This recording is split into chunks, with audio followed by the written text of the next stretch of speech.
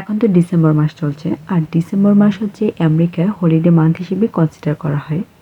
Hello everyone, আসসালামু আলাইকুম, welcome back to my another video. Last উইকে আমরা গিয়েছিলাম ডেট্রয়েট জুতে ওয়াল লাইটিং শো দেখার জন্য।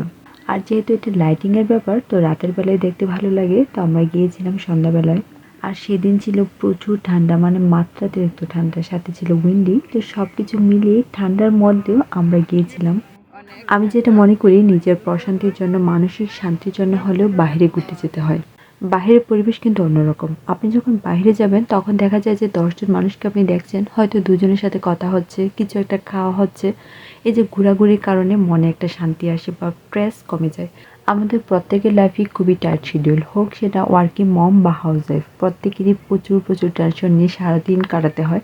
কিন্তু তারপরেও দিন শেষে নিজের ভালো থাকার দায়িত্বটা তো নিজেকেই নিতে হয়, কারণ কেউ বলবে না যে তুমি যেটা করো ওটা করো। হয়তো আশেপাশে মানুষরা অ্যাডভাইস দেবে, কিন্তু আপনাকে তো বলবে না যে এটা করলে তোমার ভালো হবে বা তোমার মানসিক শান্তিটা কিসে আসবে, সেটা নিজেকেই যাচাই করতে হয়, নিজেকেই বুঝতে হয়। This one has the same money. Which one? He's asking for is this one? Yeah. This one is eight. Same money. He's more of give me one red and one blue? Yeah. Hey, how about this one? This bigger one. Red? This is same Atasham. Look, I like see. this one. Yeah, this is same. Yeah, Look at that. Good? yeah. How did you make it there There's wrong? like this little just like a little switch. I did it. It was just a little tab. Oh, okay, how did? And then do you want the green one or the blue one for the second one? Different একটা নাও না হয়। Yeah. যাই হোক, জুতে আসার পরে এখানে toy নিয়ে বসে আছে। আমরা যখন আগে মেলায় যেতাম তখন দেখতাম যে এরকম বাঁশি, তারপরে অনেক ধরনের খেলনা নিয়ে বসে থাকতো। আর এগুলো বাচ্চারা খুব এনজয় করতো কেনার জন্য। আর এদিকে যেসব খেলনাগুলো ছিল, এগুলো এত সুন্দর, আমার নিজেরই ইচ্ছা করছিল যে কিছু একটা কিনতে হবে। আর এখানে বাচ্চাদের কথা কি বলবো, বড় বড় মানুষরাই দেখি যে মাথায় হেয়ার ব্যান্ড লাগিয়ে রেখেছে, এগুলোতে লাইট জ্বলছে, গলায় লাইট জ্বলছে। তো আসলে ফেস্টিভ্যাল তো ফেস্টিভ্যালই, মানে একদম ফান হচ্ছে সব কিছু।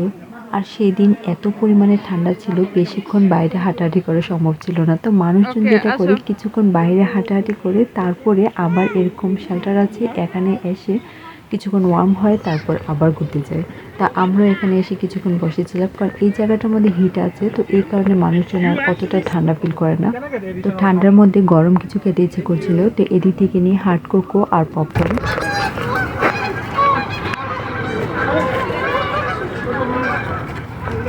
আর এত রাতের বেলাও আকাশে একদম দল বেঁধে পাখি উঠছে।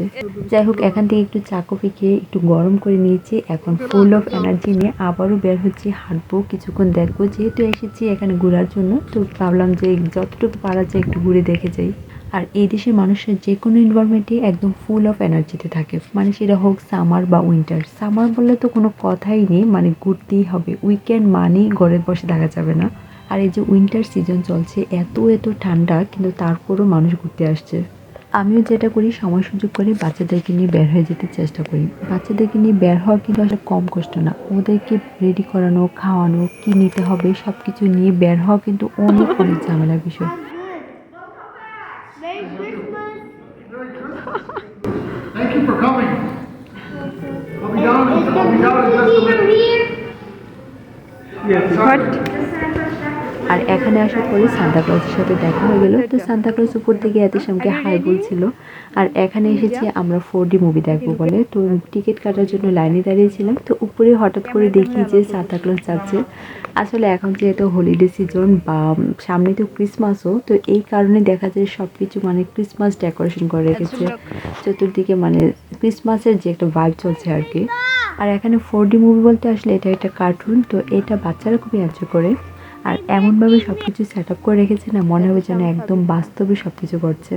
আর এর আগেও আমরা একবার এসেছিলাম 17 সালে, তো এখন ভাবলাম যে এত সামনে এখন বুঝে সব কিছু ও এনজয় করবে, তাই কারণে এখানে আসা।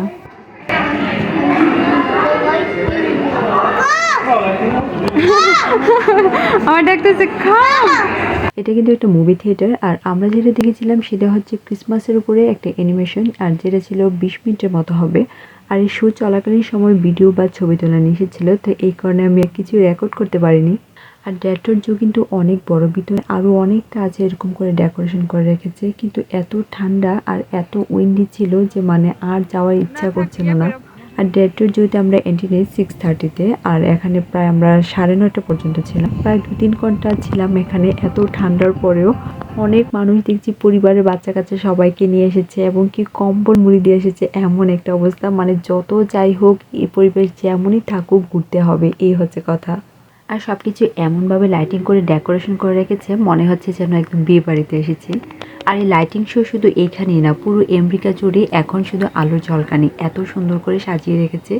আর এই লাইটিং শো কিন্তু নভেম্বর মাসেই শুরু করে, মানে তখন তো থ্যাঙ্কসগিভিং থাকে, তো থ্যাঙ্কসগিভিংয়ের আগেই লাইটিং শো শুরু করে। আর এটা তারপর যায় ক্রিসমাস থাকে, তারপর নিউ ইয়ার, সব কিছু মিলিয়ে একদম জানুয়ারির শেষে এটা শেষ হয়।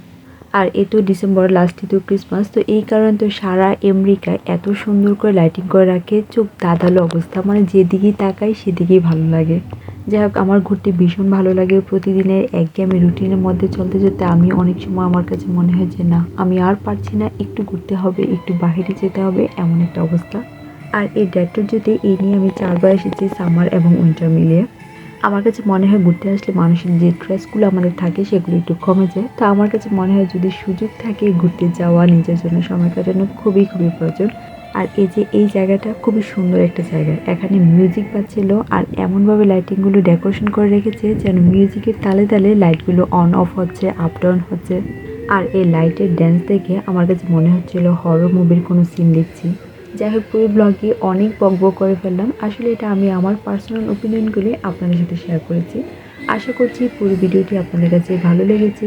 সবাই খুব ভালো থাকবেন। আল্লাহ হাফেজ।